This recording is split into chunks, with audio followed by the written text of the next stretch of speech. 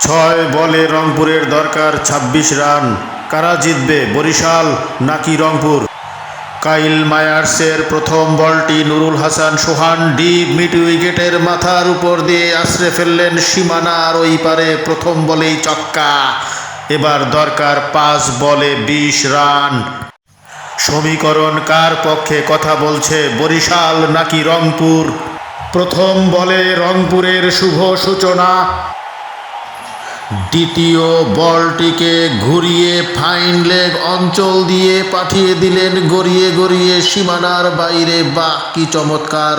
পরপর ২ বলে একটি ছক্কা এবং একটি চার। নুরুল হাসানের নান্দনিক শট।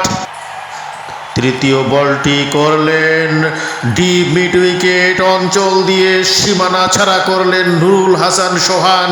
অসম্ভবকে যেন সম্ভব করে চলেছেন এই বাংলাদেশি ব্যাটার। ৩ বলে দরকার ১২ রান।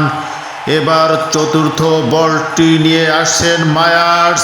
আবারও ডিপ মিড উইকেটের মাথার উপর দিয়ে সোহান আছড়ে ফেললেন সীমানার ওই পারে। বারে বা ছক্কা।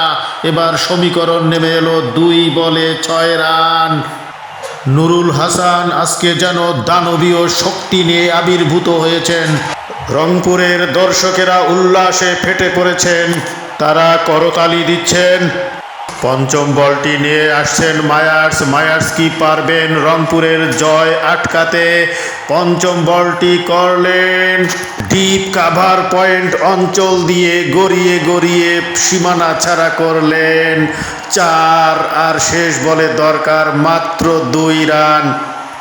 কি দারুণ, কি চমৎকারভাবে ফিনিশিং করে চলেছেন রংপুরের ক্যাপ্টেন নুরুল হাসান সোহান।